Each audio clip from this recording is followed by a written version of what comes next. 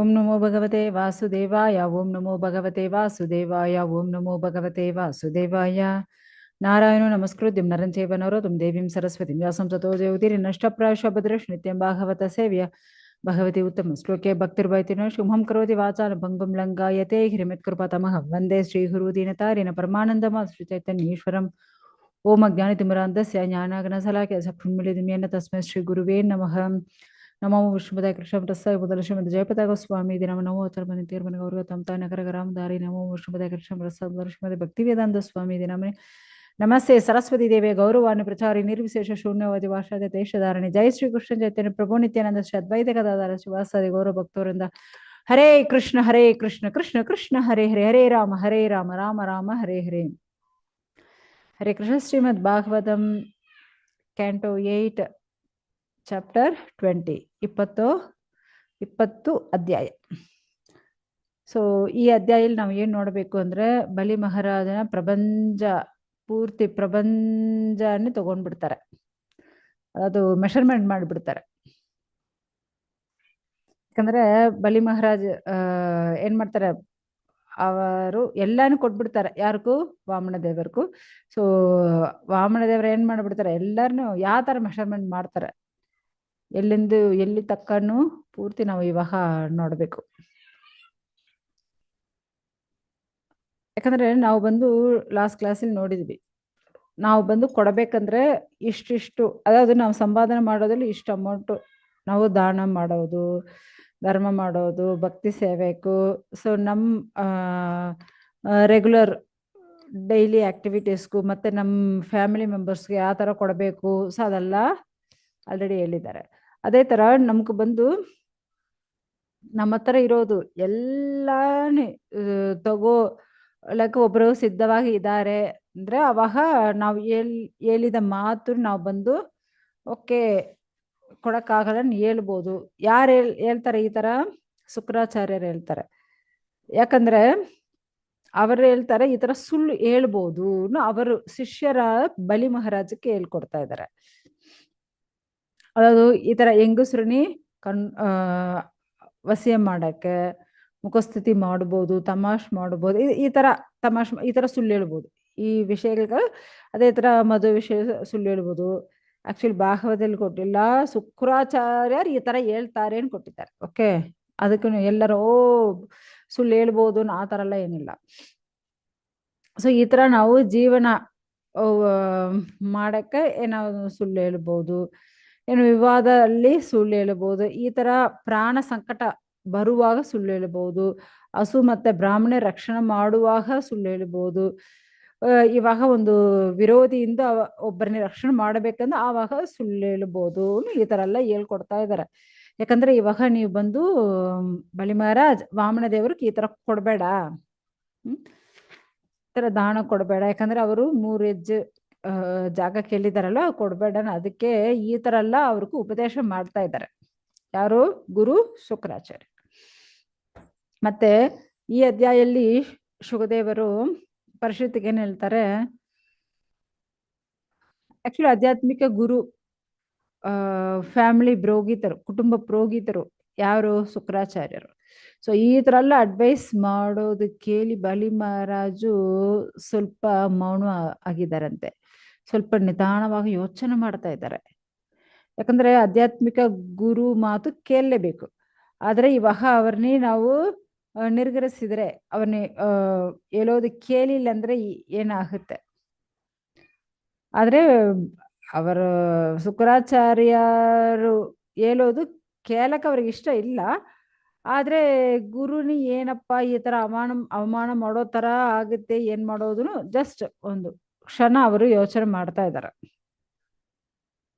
ಯಾಕಂದ್ರೆ ಜ್ಞಾನ ನಮ್ಗೆ ಆಧ್ಯಾತ್ಮಿಕ ಜೀವನ ಎಲ್ಲ ಕೊಡೋದು ಗುರುವೇ ಅಲ್ವಾ. ಸೊ ಅದಕ್ಕೆ ಆ ತರ ಒಂದು ಯೋಚನೆ ಅವ್ರು ಮಾಡ್ತಾ ಇದ್ದಾರೆ. ಮತ್ತೆ ಇವಾಗ ಬಲಿ ಮಹಾರಾಜು ಹೇಳಕ್ಕೂ ಶುರು ಮಾಡ್ತಾರೆ. ಓ ನನ್ ಗುರುವೇ, ನೀವು ಹೇಳೋದೆಲ್ಲ ಕರೆಕ್ಟೇ. ಆಕ್ಚುಲಿ ನಾವು ಇಲ್ಲಿ ಬಂದು ಏನು ಧರ್ಮ ಅರ್ಥ, ಅದಾವುದು ನಮ್ಮ ಜೀವನೋಪಾಯಕ್ಕೋಸ್ಕರ ಮಾಡೋದು, ನಮ್ಮ ಇಂದ್ರಿಯ ಸುಖ ಹೋಗೋಳು, ನಮ್ಮ ಜೀವನ ಎಲ್ಲರಿಗೂ ಈ ತರ ಒಂದು ಪ್ರಾಬ್ಲಮ್ ಬರುವಾಗ, ನಮ್ಮ ಉದ್ಯೋಗ ಕರ್ತವ್ಯ ಅದು ಇಟ್ಸ್ ವೆರಿ ಇಂಪಾರ್ಟೆಂಟ್. ಆದರೆ ಬಟ್ ನಮಗೂ ಬಾಧಕವಾಗ ಏನಾವುದು ನಡೆಯುವಾಗ ನಾವು ಆ ಥರ ಮಾಡಿದರೆ ಓಕೆ. ಆದರೆ ಮತ್ತೆ ಯಾರಲ್ಲಿ ಬಾಧಕ ಮಾಡಕ್ಕೆ ಬಂದಿದ್ದಾರೆ? ಅಲ್ಲಿ ಬಂದಿರೋರೇ ಭಗವಂತನೇ ಅಲ್ವಾ? ಸೊ ಬೇರೆ ಯಾರಾದ್ರು ಬಾಧಕ ಮಾಡಿ ಮೋಸ ಮಾಡಿದ್ರೆ ಇಟ್ಸ್ ಓಕೆ. ಓ ನೀವು ಯಾಕೆ ಈ ಥರ ಮಾಡ್ತೀಯ ಅಂತ ನಾವು ಜಗಳ ಮಾಡ್ಬೋದು. ಆದರೆ ಇಲ್ಲಿ ಬಂದಿರೋರು ಯಾರು? ಸಾಕ್ಷಾತ್ ಭಗವಂತ. ಅದು ನಾನು ಬಂದು ಪ್ರಹ್ಲಾದನ ಮೊಮ್ಮಗ. ಪ್ರಹ್ಲಾದನ ಮೊಮ್ಮಗ ಇರುವಾಗ ನಾನು ಆ ಥರ ಸುಳ್ಳು ಹೇಳಕ್ಕಾಗತ್ತಾ? ಜಾಗನ ಕೊಡ್ತೀನೇನು ಹೇಳ್ಬಿಟ್ಟು ಮತ್ತೆ ನಾವು ಕೊಟ್ಟಿಲ್ಲ ಅಂದ್ರೆ ಅದು ಬಂದು ವಂಚಕ ಮಾಡೋ ಥರ, ಮೋಸ ಮಾಡೋ ಥರ ಆಗುತ್ತೆ. ಯಾಕಂದ್ರೆ ಪ್ರಹ್ಲಾದನಕ್ಕೂ ಅವರ ತಂದೆ ಕೇಳ್ತಾರೆ, ಎಲ್ಲಿದ್ದಾನೆ ನಾರಾಯಣ? ಎಲ್ಲಾ ಜಾಗಲಿದ್ದಾನೆ. ಆಹಾ, ಒಂದು ಜಾಗ ತೋರ್ಸು.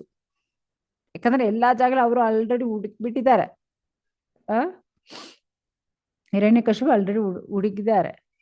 ಇಲ್ಲ, ಒಂದು ಜಾಗ ತೋರ್ಸು, ಎಲ್ಲಿದ್ದಾನ? ಹಾ ಇದ್ದಾನೆ. ಆ ಪಿಲ್ಲರ್ಲಿ ತೂಣಿಲ್ ಇದ್ದಾನ? ಹಾ ಇದ್ದಾನೆ. ಯಾರು? ಪ್ರಹ್ಲಾದರು ಹೇಳಿದ್ದಾರೆ. ಸೊ ಆ ತರ ಪ್ರಹ್ಲಾದರು ಹೇಳಿದ ಮಾತು ಸತ್ಯ ಮಾಡಕ್ಕೋಸ್ಕರ ಅಲ್ಲಿ ನರಸಿಂಹರು ಬಂದ್ರು ಅಲ್ವಾ? ಸೊ ಆ ತರ ಒಂದು ಭಕ್ತನ ಮಾತು ಸತ್ಯ ಮಾಡಕ್ಕ ಭಗವಂತನೇ ಬರುವ ಆ ಭಗವಂತನ ನಾವು ಮೋಸ ಮಾಡಕ್ಕಾಗುತ್ತಾ? ನೋಡಿ. ಸೊ ಆ ತರ ಮಾಡಕ್ಕಾಗತ್ತಾ? ವಂಚಕ ಮಾಡಕ್ಕಾಗತ್ತಾ? ಮೋಸ ಮಾಡಕ್ಕಾಗತ್ತಾ? ಇದು ಯಾವ ತರ ಒಳ್ಳೇದಾ ಇದು? ಇಲ್ವೇ? ಇವಾಗ ನಮಗೂ ಎಷ್ಟೋ ಎಲ್ಲರಿಗೂ ಗೊತ್ತು ಮಹಾಭಾರತ, ಎಲ್ಲರಿಗೂ ಗೊತ್ತು. ಯಾರಿಗೂ ಇದು ಗೊತ್ತಿಲ್ಲ ಅಂತ ಹೇಳಕ್ಕೆ ಆಗಲ್ಲ. ಆದರೆ ಅಲ್ಲಿ ಬಂದು ದುರ್ಯೋಧನ 100 ಸಹೋದರರ ಹೆಸರು ಗೊತ್ತಾ? ದುರ್ಯೋಧನ 10 ತಮ್ಮ ಯಾರು, 20 ತಮ್ಮ ಯಾರು, 30 ತಮ್ಮ ಯಾರಿಗಾದ್ರು ಗೊತ್ತಿರುತ್ತಾ ಏನು? ಇಲ್ಲ. ಅವರು 100 ಜನ ಅಷ್ಟೇ. ಅವರೆಲ್ಲ ಏನ್ ಮಾಡಿದ್ದಾರೆ? ಯಾವ ತರ ಅವರು ಚೆನ್ನಾಗಿ ಅವ್ರ ರಾಜ ಪರಿಪಾಲನೆ ಮಾಡ್ತಾ ಇದ್ರ, ಚೆನ್ನಾಗಿ ಅವ್ರು ಅನುಭವಿಸ್ತಾರೆ, ಅದೆಲ್ಲ ನಮ್ಗೆ ಏನ್ ಬೇಕಾಗಿಲ್ಲ. ಆದ್ರೆ ಕರ್ಣನ್ ಗೊತ್ತಾ? ಹಾ ಗೊತ್ತು ಗೊತ್ತು. ಯಾರು ಕೇಳಿದ್ರೆ ಎಲ್ಲರೂ ಹೇಳ್ತಾರೆ ಹಾ ಕರ್ಣನ್ ಬಗ್ಗೆ ಗೊತ್ತು. ಯಾಕೆ? ಯಾಕಂದ್ರೆ ಅವರು ಅಷ್ಟು ಉದ್ಧಾರ ಗುಣ, ದಾನ ಧರ್ಮ ಮಾಡೋರು. ಅವರು ಎಲ್ಲರಿಗೂ ದಾನ ಮಾಡೋರು ಗೊತ್ತು. ಸೊ ಈ ತರ ನಾವು ಹೋದ್ಮೇಲ್ಗಡೆ ನಮ್ಮ ಹೆಸರು ಯಾವ ಜಾಗದಲ್ಲಿ ಇರುತ್ತೆ, ನಾವು ಮಾಡೋ ಒಳ್ಳೆ ಕೆಲಸದಲ್ಲಿ ನಮ್ಮ ಹೆಸರು ಯಾವ ಕಾಲದಲ್ಲಿ ಇರುತ್ತಂತೆ. ಅದೇ ನಮ್ಮ ಐಶ್ವರ್ಯ, ನಮ್ಮ ಮಾಳಿಗೆ, ನಮ್ಮ ಮನೆ, ನಮ್ಮ ಸೊತ್ತು ಏನಿರಲ್ಲ, ಹೋಗ್ಬಿಡುತ್ತೆ. ಸೊ ಎಲ್ಲ ಒಂದು, ಯಾಕಂದ್ರೆ ಸುನಾಮಿ ಆಗುತ್ತೆ, ಭೂಕಂಪ ಬರ್ತಾ ಇದೆ, ಏನೇನೋ ಪ್ರಕೃತಿಯಲ್ಲಿ ಏನೇನೋ ಚೇಂಜಸ್ ನಡೀತಾ ಇದೆ, ಕಾಲ ಎಲ್ಲ ಚೇಂಜ್ ಮಾಡ್ತಾ ಇರುತ್ತೆ. ಬಟ್ ನಾವು ಮಾಡೋ ಒಳ್ಳೆ ವಿಷಯ, ಆ ಒಳ್ಳೆ ಕೆಲಸ, ಸೊ ಆವಾಗ ನಮ್ಮ ಹೆಸರಲ್ಲಿ ಇರುತ್ತೆ. ಸೊ ಈ ತರ ಸುಳ್ಳು ಹೇಳೋದು ಭಯಂಕರವಾದ ಪಾಪ. ಈ ಭೂಮಿಯಲ್ಲಿ ಎಷ್ಟೋ ಬೆಟ್ಟಗಳು, ಸಮುದ್ರಗಳು ಎಲ್ಲ ಇರುತ್ತೆ, ಅದೆಲ್ಲ ಏನು ಕಠಿಣ ಅಲ್ಲ. ಆದರೆ ಯಾರೊಬ್ಬನು ಸುಳ್ಳು ಮಾತು ಮಾತಾಡ್ತಾನೋ ಅವನ್ ಭಾರ ಭೂಮಾದೇವಿಗೆ ಭಾರ ಆಗುತ್ತಂತೆ. ಆ ತರ ಇರುವಾಗ ನಾ ಸುಳ್ಳು ಹೇಳಕ್ಕಾಗಲ್ಲ. ನಾವು ಕೊಡ್ತೀನಿ ಹೇಳ್ಬಿಟ್ಟಿದೀನಿ, ನಾವು ಕೊಡ್ತೀನಿ. ಓಕೆ, ಆ ತರ. ಸೊ ಆ ತರ ಕೊಟ್ಟಿದ ಮೇಲ್ಗಡೆ ನಾವು ನರಕಕ್ಕೂ ಹೋಗ್ಲಿ ಬಿಡಿ, ಬಡವತನ ಬರಲಿ, ನಮ್ಗೆ ಸಮುದ್ರ ಅಷ್ಟು ಕಷ್ಟಗಳು ಬರಲಿ, ಏನ್ ಪರಿಸ್ಥಿತಿ ಆಗಿ ಬರಲಿ, ಯಾಕೆ ಮರಣ ಸಂಭವಿಸಲಿ, ನಮ್ಗೇನ್ ಭಯ ಇಲ್ಲ. ಆದ್ರೆ ಒಂದು ಬ್ರಾಹ್ಮಣನ್ನೇ ಮೋಸ ಮಾಡೋದು, ವಂಚಕ ಮಾಡೋದು, ಸುಳ್ಳು ಹೇಳಿ ಅವನಕ್ಕೆ ನಾಶ ಆ ಥರ ನಾವು ಮಾಡೋಕ್ಕಾಗಲ್ಲ. ಅದೆಲ್ಲ ಭಯ ಆಗುತ್ತೆ. ಬ್ರಾಹ್ಮಣನ ಹತ್ರ ಈ ಥರ ಎಲ್ಲ ಮಾಡೋಕ್ಕಾಗಲ್ಲ. ಸೊ ಯಾಕಂದ್ರೆ ಈ ಭೌತಿಕ ಲೋಕದಲ್ಲಿ ಎಲ್ಲ ಹೋಗುತ್ತೆ, ಭೌತಿಕವಾಗ ಐಶ್ವರ್ಯ ಎಲ್ಲ ಹೋಗುತ್ತೆ, ಆದ್ರೆ ನಿಂದನೆ ಮತ್ತವರು ನಿಂದನೆ ಮಾಡೋದು ಯಾವಾಗ ಇರುತ್ತೆ. ಆ ತರ ಒಂದು ಮೋಸವಾದ ನಿಂದನೆ, ಬ್ರಾಹ್ಮಣನ ಇವನು ಮೋಸ ಮಾಡಿದಾನೇನು ಯಾರಾவது ನಿಂದನೆ ಮಾಡ್ಬಿಡ್ತಾರೆ. ಅಯ್ಯೋ ಇವನು ಬ್ರಾಹ್ಮಣನ್ಗೂ ಕೊಡ್ತೀನಿ ಹೇಳ್ಬಿಟ್ಟು ಕೊಟ್ಟಿಲ್ಲಪ್ಪ ಗೊತ್ತಾ ನೋಡಿ. ಸೊ ಒಳ್ಳೆ ಹೆಸರು ಸಿಕ್ಕೋದು ದುರ್ಲಭ, ಕೆಟ್ಟ ಹೆಸರು ಸಿಕ್ಕೋದು ಬೇಗ ಬಂದ್ಬಿಡುತ್ತೆ. ಕೆಲವ್ರಿಗೂ ಮರಣ ಎಲ್ಲ ಬರುತ್ತೆ, ಎಲ್ಲರಿಗೂ ಮರಣ ಬರುತ್ತೆ, ಆದ್ರೆ ಅವ್ರು ಹೋದ್ಮೇಲ್ಗಡೆನು ಏನು ಅವರ ಹೆಸರು ಇರ್ಬೇಕು, ಒಳ್ಳೆ ಹೆಸರು ಇರ್ಬೇಕು. ಅವನ ಐಶ್ವರ್ಯ ಹೋಗ್ಲಿ, ಅವನೇ ಹೋಗ್ಲಿ, ಆದ್ರೆ ಆ ಒಳ್ಳೆ ಹೆಸರು. ಬ್ರಾಹ್ಮಣನಕ್ಕೋಸ್ಕರ ಇದೆಲ್ಲ ಕೊಟ್ಟಿದ್ದಾನಪ್ಪ, ಈ ತರ ದಾನ ಧರ್ಮ ಮಾಡಿದಾನಪ್ಪ, ಆ ತರ ವಾವ್ ನನ್ ಕೀರ್ತಿನ ಬಿಡಕ್ಕಾಗಲ್ಲ, ಇವಾಗ ನನ್ನ ಹೊಗಳು ನನ್ನ ಕೀರ್ತಿ ಆ ಥರ ಮಾಡೋಕ್ಕಾಗಲ್ಲ ಅನ್ನೋ ಅವ್ರು ಹೇಳ್ತಾ ಇದ್ದಾರೆ, ಯಾರೋ ಬಲಿ ಚಕ್ರವರ್ತಿ. ಸೊ ಮತ್ತೆ ಅವ್ರು ಏನ್ ಹೇಳ್ತಾರೆ, ತದೀಚಿ ನಿಮ್ಗೆಲ್ಲ ಗೊತ್ತು, ತದೀಚಿ ಏನ್ ಕೊಟ್ಟಿದ್ದಾರೆ, ಅವರ ಶರೀರಾನೇ ಕೊಟ್ಟಿದ್ದಾರೆ ಅಲ್ವಾ. ಅದೇ ತರ ಸಿಬಿ ಚಕ್ರವರ್ತಿ. ಸೊ ಇವರೆಲ್ಲ ಅವರವರ ಶರೀರನೇ ತ್ಯಾಗ ಮಾಡಿದ್ದಾರೆ ಲೋಕಕ್ಕೋಸ್ಕರ. ಅದು ಎಲ್ಲರಿಗೂ ಒಳ್ಳೇದು ಮಾಡೋಕ್ಕೋಸ್ಕರ ಆ ತರ ಕೊಟ್ಟಿದ್ದಾರೆ, ಚರಿತ್ರ ಹೇಳ್ತಾ ಇದೆ. ಸೊ ಈ ತರ ಅರ್ಪುತವಾದ ವಿಷಯಗಳು ಇರುವಾಗ ನಾನು ಜಾಗರಣೆ ಕೊಡ್ತೀನಿ ಹೇಳ್ಬಿಟ್ಟು ನಾವು ಕೊಟ್ಟಿಲ್ಲ ಅಂದ್ರೆ ಆ ತರ ಒಂದು ಸುಳ್ಳು ಮಾತು ನನ್ಕಾಗಲ್ಲ, ನಾವು ಅದು ಮಾಡಕ್ಕಾಗಲ್ಲ. ಓ ಬ್ರಾಹ್ಮಣ ಶ್ರೇಷ್ಠರೇ, ಯಾರು ಶುಕ್ರಾಚಾರ್ಯರ್ನ ಹೇಳ್ತಾರೆ, ಓ ಬ್ರಾಹ್ಮಣ ಶ್ರೇಷ್ಠರೇ. ಸೊ ಈ ಲೋಕಲ್ಲಿ ಎಷ್ಟೋ ಅಸುರ ರಾಜಗಳು ಬಂದಿದ್ದಾರೆ ಹೋಗಿದ್ದಾರೆ, ಎಷ್ಟೋ ಹೊಗಳು ಎಷ್ಟೋ ಐಶ್ವರ್ಯ ಎಲ್ಲ ಇತ್ತು, ಆದ್ರೆ ಎಲ್ಲರೂ ಕೀರ್ತಿ ಸಿಕ್ಕಿದ, ಎಲ್ಲರಿಗೂ ಕೀರ್ತಿ ಸಿಕ್ಕಿದೆ ಏನೋ ಇಲ್ವೇ, ಇಲ್ಲ. ಎಷ್ಟೋ ರಾಜಗಳು ಬಂದ್ರು ಹೋಗಿದ್ದಾರೆ, ಆದ್ರೆ ಎಲ್ಲರ ಹೆಸರು ಎಲ್ಲರಿಗೂ ಗೊತ್ತಾ ಇಲ್ಲ. ಆದ್ರೆ ನಮ್ಗೂ ಕೆಟ್ಟ ಮಾತು ನಮ್ಮ ಮೇಲ್ಗಡೆ ಬಂದ್ರೆ, ಎಷ್ಟೋ ಇವಾಗ ಯುದ್ಧ ಕಾಲ ನಡೀತಾ ಇದೆ, ಆ ಯುದ್ಧದಲ್ಲಿ ಎಷ್ಟೋ ಸಿಪಾಯಿಗಳು, ಎಷ್ಟೋ ದೇವರುಗಳು ಅಸುರರುಗಳೆಲ್ಲ ಜಗಳ ಮಾಡ್ತಾರೆ, ಪ್ರಾಣ ಬಿಡ್ತಾರೆ. ಆದ್ರೆ ಆ ಶ್ರೇಷ್ಠವಾದ ಪುಣ್ಯ ತೀರ್ಥ ಬರೋದು ಯಾರ ಪಾದಲ್ಲಿ, ಆ ಪುಣ್ಯ ಪುರುಷರನ್ನ ಭಗವಂತನ ಪಾದಲ್ಲಿ. ಆ ಭಗವಂತನಕ್ಕೂ ಕೊಡೋದು ಬಿಟ್ಟು ಅದನ್ನ ನಾವಿಟ್ಕೊಂಡು ಏನ್ ಮಾಡ್ತೀನಿ. ನಾವು ಮಾಡೋ ಎಲ್ಲ ಭಗವಂತನ ತೃಪ್ತಿ ಪಡಿಸಕ್ಕ, ಆ ಭಗವಂತನೇ ಇಲ್ಲಿ ಬಂದ್ಬಿಟ್ಟಿದ್ದಾನೆ ಇಲ್ವಾ. ಯಾರೊಬ್ಬನು ಉದ್ಧಾರ ಗುಣ ಇರೋನು, ಕರುಣೆ ಇರೋನು, ಅವನು ಕೊಡೋ ದಾನ ಅವನಿಗೂ ಒಳ್ಳೆ ಹೆಸರು ಕೊಡುತ್ತೆ, ಸತ್ಯವಾಗಿ ಕೊಡುತ್ತೆ, ಅವನಿಗೆ ಮಂಗಳ ಸಿಕ್ಕುತ್ತೆ. ಸೊ ಆ ತರ ಇರುವಾಗ ಇವಾಗ ಎಷ್ಟೋ ರಾಜಗಳಿದ್ರು, ಅವರೆಲ್ಲ ಏನು ಕೆಲವರು ವ್ಯಾಪಾರ ಮಾಡಿದ್ದಾರೆ, ಕೆಲವರು ಜೂಜಾಡಿದ್ದಾರೆ, ಹೆಂಗಸರು ಜೊತೆಯಲ್ಲಿ ಕೆಟ್ಟ ಕೆಟ್ಟ ಕೆಲಸ ಮಾಡ್ತಾ ಇದ್ರು, ಕುಡಿತಾ ಇದ್ರು, ಮತ್ತೆ ಬಡವರಾಗಿದ್ದಾರೆ. ಸೊ ಈ ತರ ಎಲ್ಲ ಎಷ್ಟೋ ನಡೀತಾ ಇತ್ತು. ಅವರ ಹೆಸರುಗಳೆಲ್ಲ ಯಾರೋ ನೆನಪಿಟ್ಕೊಳ್ತಾರ ಏನೋ ಇಲ್ಲ. ಆದ್ರೆ ದಾನ ಯಾರು ಕೊಡ್ತಾರೋ ಆ ಬಡವರು ಹೃದಯಲ್ಲಿ ಅವರಿರೋ ತಕ್ಕ ಇವರು ಬಾಳ್ತಾರೆ ಅಲ್ವಾ. ಸೊ ಆ ತರ ಉದ್ಧಾರ ಗುಣ ಇರಬೇಕು, ನಾವು ಕೊಡ್ತೀನಿ ಹೇಳ್ಬಿಟ್ಟು ನಾವು ಕೊಡ್ಲೇಬೇಕು. ಅದು ಯಾರು ಬಂದಿದ್ದಾರೆ, ಸಾಕ್ಷಾತ್ ದೇವೋತ್ತಮ ಪರಮಪುರುಷ ಬಂದಿದ್ದಾನೆ, ಆ ಮಂಗಲಕರವಾದ ಆ ವಾಮನ ದೇವ ಇಲ್ಲಿ ಬಂದಿದ್ದಾನೆ, ಆ ಪುಣ್ಯ ಪುರುಷ. ಯಾಕಂದ್ರೆ ನಾವು ಮಾಡೋ ಎಲ್ಲಾ ಕೆಲಸಗಳು ಪುಣ್ಯ ಪುರುಷ ಅವನ ತೃಪ್ತಿ ಪಡಿಸಕ್ಕೋಸ್ಕರ. ನಾವು ಮಾಡೋ ಧರ್ಮ ಆ ಯಜ್ಞಗಳು ಆಗಲಿ, ವೇದಗಳು ಓದೋದಾಗಲಿ, ಏನೇನು ಕೆಲಸ ಮಾಡುತ್ತೋ ಎಲ್ಲ ಭಗವಂತನ್ನೇ ತೃಪ್ತಿಪಡಿಸೋಕ್ಕೋಸ್ಕರ.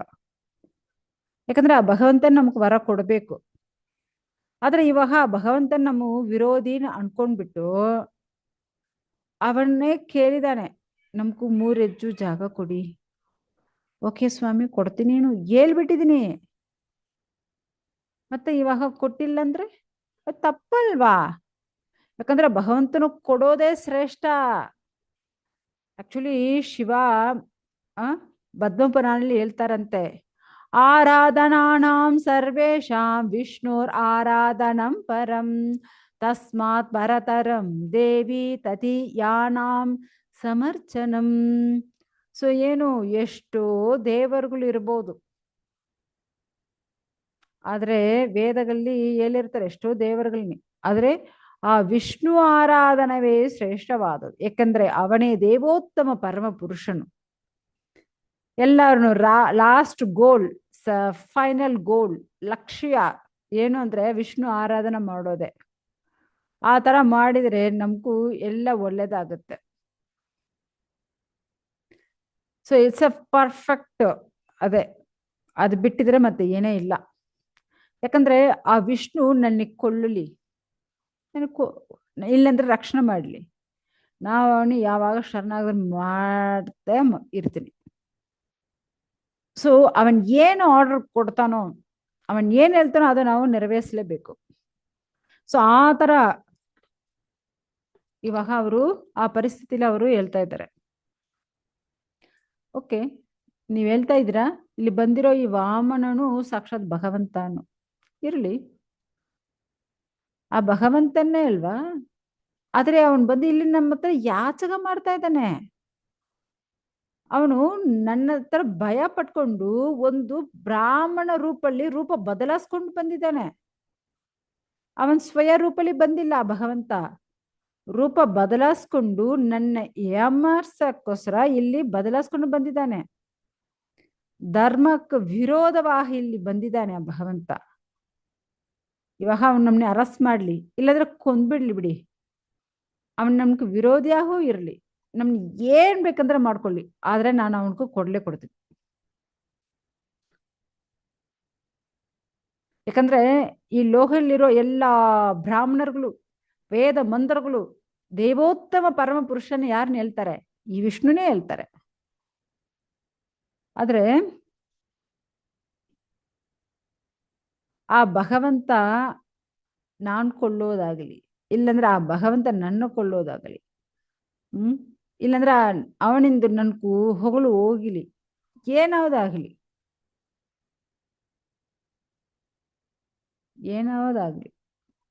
ಆದ್ರೆ ನಾವು ಭಗವಂತನ್ನೇ, ಯಾಕಂದ್ರೆ ಭಗವಂತನ ಕೆಳಗೆ ಬೀಳಿಸೋದು ಯಾರಿಗಾಗಲ್ಲ. ಯಾಕಂದ್ರೆ ಭಗವಂತ ಯಾವಾಗ ಗೆಳೆಯೋನು, ಭಗವಂತನ ಸಾಯಿಸೋದು ಯಾರಿಗಾಗಲ್ಲ. ಮತ್ತೆ ಇರೋ ಎಲ್ಲ ಜೀವಾತ್ಮಕ್ಕಳು ಈ ಭೌತಿಕ ಲೋಕದಲ್ಲಿ ಶರೀರ ತಗೊಳ್ತಾರೆ, ಎಲ್ಲರೂ ಬೀಳ್ತಾರೆ, ಎಲ್ಲರೂ ಸಾಯ್ತಾರೆ, ಆದ್ರೆ ಭಗವಂತ ಸಾಯಲ್ಲ.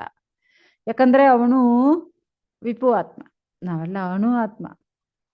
ಆ ಭಗವಂತ ಬೀಳಲ್ಲ, ಅವನ್ ಯಾವಾಗ ಗೆಲಿತಾನೆ ಅವನ್ ಗೆಲಿತಾನೆ ಅಂದ್ರೆ ಆಪೋಸಿಟ್ ನಿಲ್ಕೊಂಡಿರೋ ನಾನಲ್ವಾ ಬೆಳಿಬೇಕು, ನಾನಲ್ವಾ ಕೆಳಗೆ ಬೀಳಬೇಕು.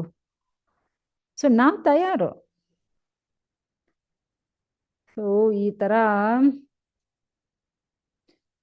ಹೇಳ್ತಾ ಇರುವಾಗ ಶುಕ್ರಾಚಾರ್ಯರಿಗೂ ಕೋಪ ಬಂದ್ಬಿಡುತ್ತೆ ಬಲಿ ಮಹಾರಾಜ್ ಮೇಲ್ಗಡೆ. ನಾವು ಇಷ್ಟು ಅಡ್ವೈಸ್ ಮಾಡಿ ಇವನಕ್ಕೂ, ಬಟ್ ಇವಾಗ ನನ್ ಮಾತು ಕೇಳಿಲ್ವೇ ಈ ಬಲಿ. ಸೊ ಅದಕ್ಕೆ ಅವ್ರಿಗೂ ಕೋಪ ಬಂದ್ಬಿಡುತ್ತೆ. ಯಾಕಂದ್ರೆ ಆಧ್ಯಾತ್ಮಿಕ ಗುರು ಹೇಳೋದು ಕೇಳಲೇಬೇಕು. ಆ ಮಾತು ಕೇಳಿಲ್ಲ ಅಂದ್ರೆ ಅವ್ರಿಗೂ ಕೋಪ ಬಂದು ಶಾಪ ಕೊಟ್ಬಿಡ್ತಾರೆ. ಬುದ್ಧಿ ಇಲ್ಲದೋನೆ, ಅವನಿಗೂ ಬುದ್ಧಿ ಇಲ್ಲ. ಯಾರು ಬಲಿ ಮಹಾರಾಜನೇ ಹೇಳ್ತಾ ಇದ್ದಾರೆ, ಬುದ್ಧಿ ಇಲ್ವಾ ನಿಮ್ಗೂ? ನಾವ್ ಏನ್ ಹೇಳ್ತೀನೋ ಅದು ಕೇಳ್ಬೇಕಲ್ವಾ? ಅದು ಬಿಟ್ಟು ಏನೋ ಪಂಡಿತ ತರ ಮಾತಾಡ್ತಾ ಇದೀಯಾ? ನಾವೇನು ಆರ್ಡರ್ ಮಾಡ್ತೀನೋ ಅದು ನೀವು ಫಾಲೋ ಮಾಡ್ಬೇಕು. ಅದು ಬಿಟ್ಟು ನೀವೇನು ಅಷ್ಟೊಂದು ಅಹಂಕಾರದಿಂದ ಮಾತಾಡ್ತಾ ಇದೀಯಾ? ನನ್ನ ಮಾತು ಕೇಳಲ್ವಾ ನೀವು? ಸೊ ಯಾವಾಗ ನನ್ನ ಮಾತು ಕೇಳಲ್ವೋ ನಿಮ್ಮ ಐಶ್ವರ್ಯ ನಾಶ ಆಗ್ತು, ನಿಮ್ಮ ಐಶ್ವರ್ಯ ಹೋಗ್ತು ಬಿಡಿ, ಆ ಥರ ಶಾಪ ಕೊಟ್ಬಿಡ್ತಾರೆ. ಸೊ ಇವಾಗ ಸ್ವಂತ ಅವರು ಆಧ್ಯಾತ್ಮಿಕ ಗುರು, ಸ್ವಂತ ಗುರುವೇ ಶಾಪ ಕೊಟ್ಬಿಟ್ಟಿರ್ತಾರೆ, ಎಲ್ಲ ನಾಶ ಆಗ್ಲಿನು. ಹೋಗ್ಲಿ ಬಿಡಿ, ಯಾರ ಹತ್ರ ಹೋಗುತ್ತೆ? ಭಗವಂತ ಹತ್ರನೂ ಹೋಗುತ್ತೆ, ಹೋಗ್ಲಿ, ಏನಾಗುತ್ತೆ? ಸೊ ಅದಕ್ಕೆ ಬಲಿ ಚಕ್ರವರ್ತಿ ತೀರ್ಮಾನ ಮಾಡಿಬಿಟ್ಟಿದ್ದಾರೆ. ಯಾಕಂದ್ರೆ ಅವರು ಭಗವಂತನ ಕೊಡ್ಲೇಬೇಕು, ಅದರಿಂದ ಅವರು ಹೋಗಕ್ಕೆ ಇಷ್ಟ ಇಲ್ಲ. ಮತ್ತೆ ವಾಮನರು ಪಾದಲ್ಲಿ ಅವರು ಏನ್ ಮಾಡ್ತಾರೆ, ಕೊಡಕ್ಕೆ ದಾನ ಕೊಡಕ್ಕೆ ಬರ್ತಾರೆ. ಸೊ ಅವಾಗ ಅವರ ಹೆಂಡತಿ ವಿಂಧ್ಯಾವಳಿ ಮುತ್ತು ಮಾಲೆ ಅಲಂಕಾರ ಮಾಡಿಕೊಂಡು ಇದ್ದಾಳೆ ಆ ತಾಯಿ. ಸೊ ಅವರು ವಿಂಧ್ಯಾವಳಿ ಮತ್ತೆ ಬಲಿ ಮಹಾರಾಜ್ ಇಬ್ರು ಏನ್ ಮಾಡ್ತಾರೆ, ಆ ಭಗವಂತನ ಪಾದನಿ ತೊಳಿತಾರೆ.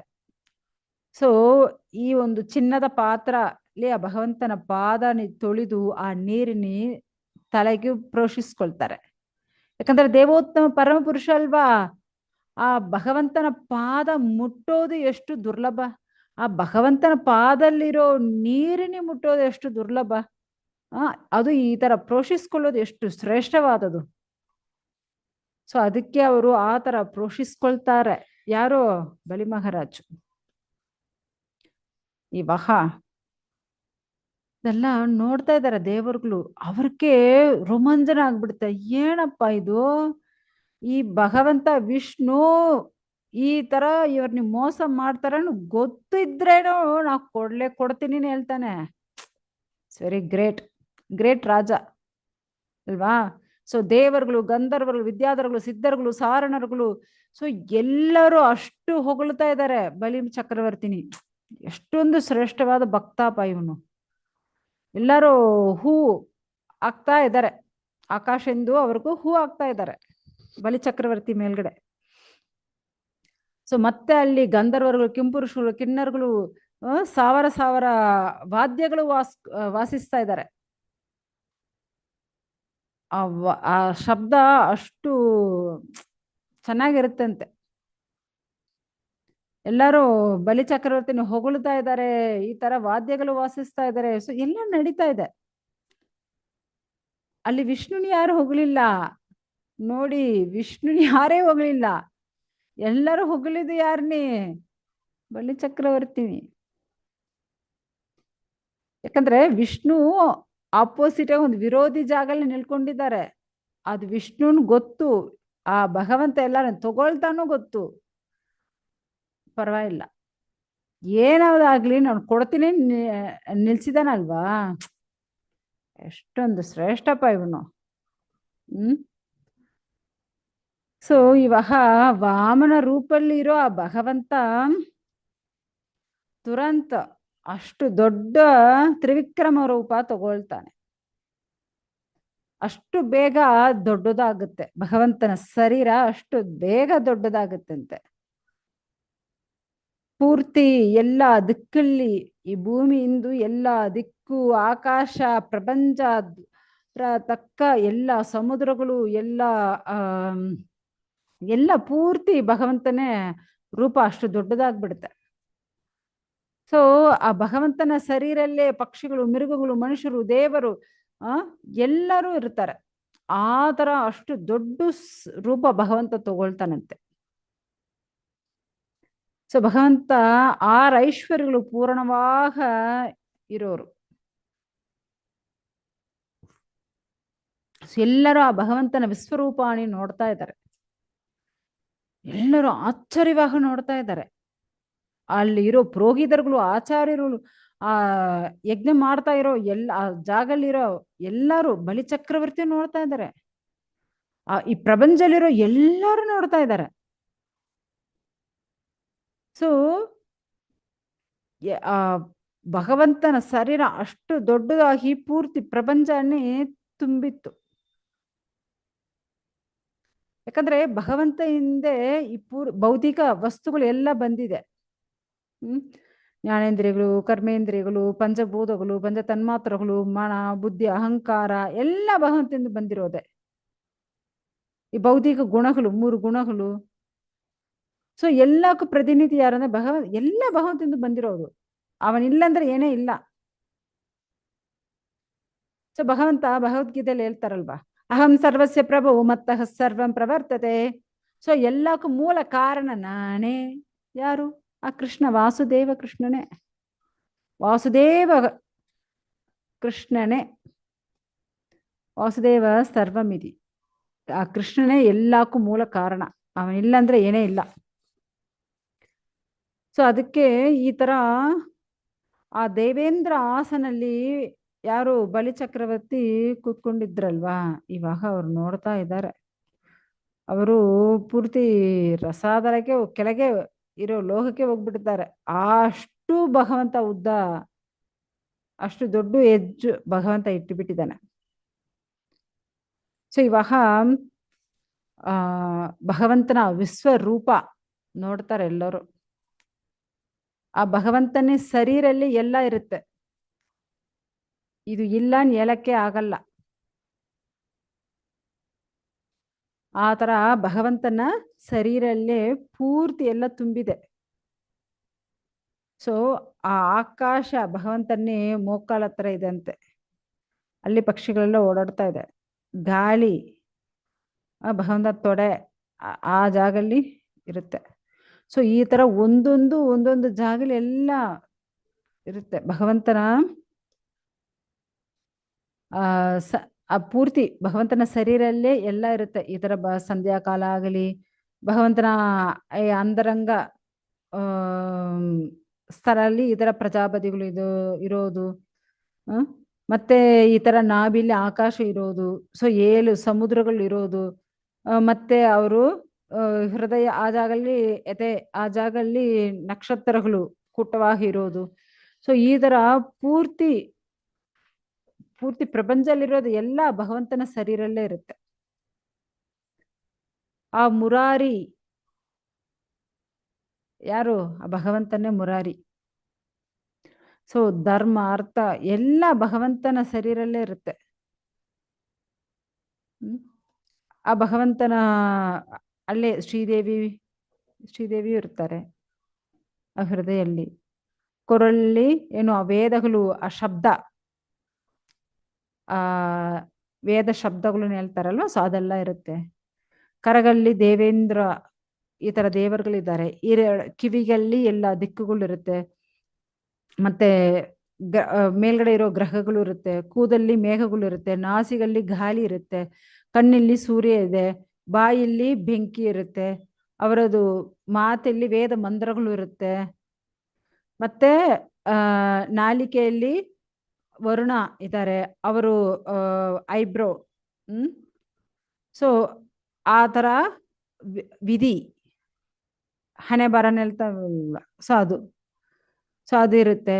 ಮತ್ತೆ ಕಣ್ಣು ರೆಪ್ಪೆಯಲ್ಲಿ ಹಗಲು ರಾತ್ರಿ ಇದೆ. ಮತ್ತೆ ಈ ತರ ಎಲ್ಲ ಭಗವಂತನ ಅದೇ ತರ ಫೋರ್ ಹೆಡ್. ಸೊ ಆ ಜಾಗಲ್ಲಿ ಕೋಪ ಅದೆಲ್ಲ ಇರುತ್ತೆ. ಮತ್ತೆ ಅವರು ಲಿಪ್ಸ್ ಅಲ್ಲಿ ಓಕೆ, ಸೊ ಅದು ಬಂದು ಏನು ದುರಾಸೆ ಇದೆ. ಸ್ಪರ್ಶಲ್ಲಿ ಕಾಮ ಇರುತ್ತೆ. ಅವರು ವಿಂದುಳ್ಳಿ ಬಂದು ಏನು ನೀರು, ಜ್ವಲ, ಅದಾವುದು ನೀರು ವಸ್ತುಗಳು ಅದು ಇರುತ್ತೆ. ಮತ್ತೆ ಅವರು ಬೆನ್ನು ಅಧರ್ಮ ಇರುತ್ತೆ. ಯಾಕಂದ್ರೆ ಧರ್ಮ ಫ್ರಂಟ್ ಸೈಡ್, ಸೊ ಅಧರ್ಮ ಭಗವಂತನ ಬ್ಯಾಕ್ ಸೈಡ್. ಓಕೆ, ಸೊ ಈ ತರ ಭಗವಂತನ ಒಂದೊಂದು ಹೆಜ್ಜು ಯಾಗ ಯಜ್ಞ ಇರುತ್ತೆ. ಭಗವಂತನ ನೆರಳು, ಓಕೆ, ನೆರಳುಳಿ ಮರಣ. ಭಗವಂತನ ಸ್ಮೈಲ್ ಮಾಯಶಕ್ತಿ ಇದೆ. ಸೊ ರೋಮಲ್ಲಿ ಭಗವಂತನ ರೋಮ ಇದೆ ಅಲ್ವಾ, ಆ ತರ ಅದ್ರಲ್ಲಿ ಬಂದು ಔಷಧಗಳು, ಮೂಲಿಕೆಗಳು ಇದೆಲ್ಲ ಇರುತ್ತೆ. ಮತ್ತೆ ಭಗವಂತನೇ ನರ್ವ್ ಸಿಸ್ಟಮ್ಸ್ ಇದೆ, ಸೊ ಎಲ್ಲ ನದಿಗಳು. ಮತ್ತೆ ಅವರು ನೈಲ್ಸ್ ಇದೆ ಅಲ್ವಾ, ಉಗುರು. ಸೊ ಅದೆಲ್ಲ ಏನು ದೊಡ್ಡ ದೊಡ್ಡ ಬಂಡೆಗಳು. ಅವ್ರ ಬುದ್ಧಿಯಲ್ಲಿ ಬ್ರಹ್ಮದೇವರು ಎಲ್ಲ ಇರ್ತಾರೆ, ದೇವರುಗಳು ಇರ್ತಾರೆ. ಸೊ ಈ ತರ ಎಲ್ಲ ಪುಣ್ಯ ಪುರುಷರುಗಳು ಭಗವಂತನ ಶರೀರಲ್ಲೇ ಇರ್ತಾರೆ. ಈ ಭೌತಿಕ ಲೋಕದಲ್ಲಿ ನಾವು ನೋಡೋ ಎಲ್ಲಾ ವಸ್ತುಗಳು ಜೀವ ಇರೋದು, ಜೀವ ಇಲ್ಲದಿರೋದು, ಓಡೋಡೋದು, ಒಂದೇ ಜಾಗದಲ್ಲಿರೋದು, ಎಲ್ಲಾ ವಸ್ತುಗಳು ಭಗವಂತನ ಶರೀರಲ್ಲೇ ಇರುತ್ತೆ. ಈ ತರ ಬ್ರಹ್ಮಾಂಡವಾದ ಭಗವಂತನ ಶರೀರ ಬಲಿ ಮಹಾರಾಜ್ ನೋಡ್ತಾರೆ. ಸೊ ಭಗವಂತ ಶರೀರಲ್ಲಿ ಇದು ಇದೆ, ಇದು ಇಲ್ಲ ಅಂತ ಹೇಳಕ್ಕೆ ಆಗಲ್ಲ. ಸಕಲವೂ ಇದೆ. ಆ ಭಗವಂತನ ವಿಶ್ವರೂಪ ಬಲಿ ಚಕ್ರವರ್ತಿ ನೋಡ್ತಾರೆ. ಸೊ ಭಗವಂತನ ಕೈಯಲ್ಲಿ ಏನಿದೆ, ಆ ಉಷ್ಣ ಕೊಡೋ ಆ ಸುದರ್ಶನ ಚಕ್ರ ಇದೆ, ಅಷ್ಟು ಬೇಗ ಸುತ್ತಾಡುತ್ತೆ ಅಲ್ವಾ, ಅದೇ ಇದೆ. ಭಗವಂತನ ಬಿಲ್ಲು, ಆ ಶಬ್ದ, ಆ ನಾನು ಶಬ್ದ ಕೇಳಿಸ್ತಾ ಇದೆ. ಸೊ ಈ ತರ ಎಲ್ಲ ವಸ್ತುಗಳಿದೆ. ಮತ್ತೆ ಭಗವಂತನ ಕೈಯಲ್ಲಿ ಪಾಂಚಜನ್ಯ ಸಂಘ ಇದೆ, ಮತ್ತೆ ಗದೆ, ಕೌಮೋದಕಿ ಅದು ಇದೆ. ಸೊ ಅದೇ ತರ ಆ ಕೇಡಯ, ಅದೇನು ಏನ್ ಹೇಳ್ತಾರೆ ಅದು, ಕೇಡಯ ಕುರಾನಿ, ಕುರಾನಿ ಕರೆಕ್ಟ್, ಕನ್ನಡಲ್ಲಿ ಕುರಾನಿ ಅಲ್ವಾ. ಸೊ ಅದು ಏನು ಚಂದ್ರ ತರ ಅಷ್ಟು ಅದದು 100 ಚಂದ್ರನು ತರ ಆ ತರ ಇರುತ್ತೆ ಅಂತೆ ಆ ಕುರಾಣಿ ಎಲ್ಲ. ವಿದ್ಯಾಧರ ಅನ್ನೋ ಆ ಏನು ಕತ್ತಿ ಅದಿರುತ್ತೆ. ಮತ್ತೆ ಅಂಬುಗಳೆಲ್ಲ ಇಟ್ಕೊಂಡಿರ್ತಾರಲ್ವಾ, ಅಕ್ಷಯ ಸಾಯಕ, ಸೊ ಅದು ಇರುತ್ತೆ. ಸೊ ಈ ತರ ಭಗವಂತನ ಶರೀರಲ್ಲಿ ಎಲ್ಲ ಇರುತ್ತೆ. ಅಷ್ಟು ಭಗವಂತನ ಪ್ರಕಾಶವಾದ ಗ್ರೀಡ ಹಾಕೊಂಡಿರ್ತಾರೆ, ವಂಕಿ, ಕಾಪು, ಮತ್ತೆ ಮಕರ ಕುಂಡಲಗಳು ಹಾಕೊಂಡಿರ್ತಾರೆ. ಭಗವಂತನ ಹೃದಯದಲ್ಲಿ ಶ್ರೀವತ್ಸ ಕುರಿ ಇರುತ್ತೆ, ಕೌಸ್ತುಭ ಮಲ ಹಾಕೊಂಡಿರ್ತಾರೆ, ಕಚ್ಚೆ ಹಾಕೊಂಡಿರ್ತಾರೆ.